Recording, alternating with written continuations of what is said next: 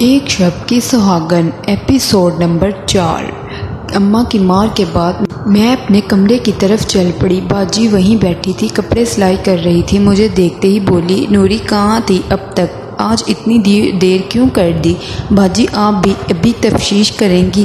میں رونا سا منہ بنا کر بیڈ پر بیٹھ گئی۔ باجی میرے لیے پانی لے آئی۔ میں بھی پانی پی ہی رہی تھی کہ ابا پاس آئے۔ ابا پاس آتے ہی بولے، آج رات کو تمہارا نکاح ہے، جو بھی تیاری کرنی ہے کر لو، 10 بجے رخصتی ہے تمہاری۔ میں حیرت سے اوپر دیکھنے لگی، مجھے ان کی بات سمجھ ہی نہیں آ رہی تھی۔ اماں یہ ابا کیا بول رہے ہیں؟ جو تم نے سنا ہے۔ نہیں، میں شادی نہیں کر سکتی، مجھ سے بڑی 2 بہنیں ہیں، پہلے ان کی شادی کریں۔ ابا زور سے بولے، میرا منہ مت کھلواؤ، تم کالج کے نام پر جو کچھ کرتی پھر رہی ہو سب جانتا ہوں۔ ابا میں نے کچھ نہیں کیا، میری بات کا یقین کریں۔ چلے اگر آپ میری شادی کرنا بھی چاہتے ہیں تو جس کے ساتھ مجھے دیکھا ہے اسی کے ساتھ کر دیں۔ کبھی نہیں، اب میں زبان دے چکا ہوں، 7 بجے گاڑی آئے گی، تمہیں لے جائے گی، تیار رہنا۔ کسی میک اپ والی کے پاس جانے کے لیے نہیں۔ ابا اگر یہ آپ کا آخری فیصلہ ہے تو میرا فیصلہ بھی سن لیں، میں مر تو سکتی ہوں، یہ شادی نہیں کر سکتی۔ میری ہچکی بن گئی اور میں سسکیوں میں رونے لگی۔ اماں بھی میرے ساتھ رو رہی تھی۔ نوری کے ابا ابھی بھی وقت ہے، بڑی بیٹی کو بیاہ دو، نوری ابھی بھی بہت چھوٹی ہے۔ نوری کی اماں خبردار، میں فیصلہ کر چکا ہوں، شادی اسی کی ہوگی، ورنہ کسی دن یہ مجھے منہ دکھانے کے قابل نہیں چھوڑے گی۔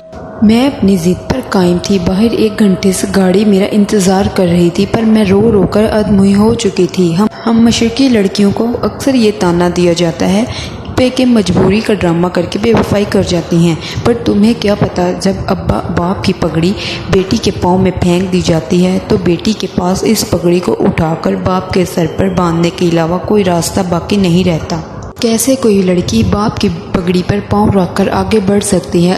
اور جب میرے باپ کی ہر بات سے میں نے انکار کر دیا تو ابا نے اپنی پگ اتار کر میرے پاؤں میں پھینک دی۔ سرخ سوجی ہوئی آنکھوں سے اٹھی اور باپ کے سر پر وہ پگڑی رکھ کر میں ایک زندہ لاش کی طرح باہر کی جانب چل دی۔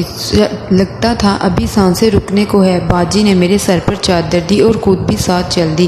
اتنی لمبی گاڑی سے ایک خاتون نکلی اور بولی، مالکن آئیں بیٹھیں۔ اس گاڑی کا دروازہ کھولا، میں اور باجی بیٹھ گئی۔ میں ابھی تک اپنے کالج کے یونیفارم میں ہی تھی۔ 2 پل کی تھی محبت، مجھے کیوں ناراض آئی؟ میں گاڑی میں رو رہی تھی، اپنے ہاتھوں کی طرف دیکھ رہی تھی۔ ان ہاتھوں میں ابھی بھی شرجیل کی خوشبو تھی، ان پھولوں کی مہک ابھی بھی مجھ میں باقی تھی۔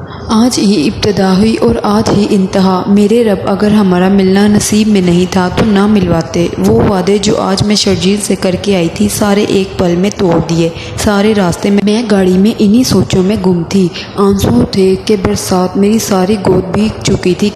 کیسے ہو پاؤں گی میں کسی اور کی؟ جب شرجیل سنے گا تو کیا ہوگا اس کا؟ اور اتنی سی دیر میں ہم پارلر پہنچ گئے، جہاں فوراً میری تیاری شروع کروا دی گئی۔ میڈم پلیز رونا بند کریں، میک اپ خراب ہو جائے گا۔ نوری بس کر میری بہن، اور کتنا روئے گی؟ باجی میں نہیں جینا چاہتی۔ نوری تمہاری قسمت میں یہی لکھا تھا، زیورات میں لاد دیا مجھے۔ باجی مجھے تو یہ بھی نہیں پتا میری شادی ہو کس سے رہی ہے۔ تمہاری قسمت بہت اچھی ہے نوری، تمہیں دولت بہت پسند ہے نا؟ جاگیرداروں کے گھر جا رہی ہو، بیاہ کر۔ پارلر والی نے کہا، آپ بہت خوبصورت ہیں اور کم عمر ہو، کتنے سال کی ہو؟ باجی نے کہا، 19 سال کی۔ اچھا آپ ان کی کیا لگتی ہیں؟ میں بڑی بہن ہوں۔ اچھا اب یہ مکمل تیار ہو چکی ہے، گاڑی میں لے جائیں اسے۔ باجی اور ملازمہ نے مجھے پکڑ کر گاڑی میں بٹھایا۔ اتنا بھاری لہنگا تھا، اوپر سے میں اتنی نفیس تھی، ابھی بھی میں رو رہی تھی۔ خیر ہم کبھی جاگیرداروں کے گھر نہیں گئے تھے تو میں نے کسی کو نہیں دیکھا ہوا تھا۔ میں محبت تیرے انجام پہ رونا آیا۔ گھر پہنچی تو فوراً مولانا صاحب آ گئے نکاح کے لیے۔ اس کے بعد رخصتی کے وقت ابا نے میرے سر پر ہار رکھا۔ اماں بہت روئی۔ اماں جب مجھے گلے لگی تو بولی، بیٹا آج تم وہ نہ کرتی جو کر کے آئی ہو تو آج تیری بہن کی رخصتی ہو رہی ہوتی، تیری نہیں۔ میں ایک جنازے کی طرح تھی، ہم بیٹیوں کو صفائی کا موقع بھی نہیں دیا جاتا، مگر میں ان کو کیسے سمجھاؤں کتنی پاکیزہ محبت تھی میرے شرجیل۔ کچھ دیر بعد میں ایک محل میں پہنچ گئی۔ السلام مالک، ایک ملازم نے دروازہ کھولا۔ مجھے نہیں پتا میرا شوہر کیسا ہے، کون ہے، میں نے پورے راستے اس کی طرف دیکھا بھی نہیں، کسی کو نہیں جانتی تھی۔ اندھیری رات تھی، مجھے کمرے میں لے گئی دو عورتیں۔ اتنا خوبصورت کمرہ میں نے اپنی زندگی میں نہیں دیکھا تھا۔ تازہ پھولوں کی سیج بنی ہوئی تھی، دل کر رہا تھا اٹھ کر بھاگ جاؤں۔ تھوڑی ہی دیر کے بعد کمرے کا دروازہ کھولا، میں نے سر جھکا رکھا تھا اور میرے کمرے کی کنڈی بند کرنے کی آواز پر میرے دل کی دھڑکنیں تیز ہو گئی، بہت گھبراہٹ ہو رہی تھی۔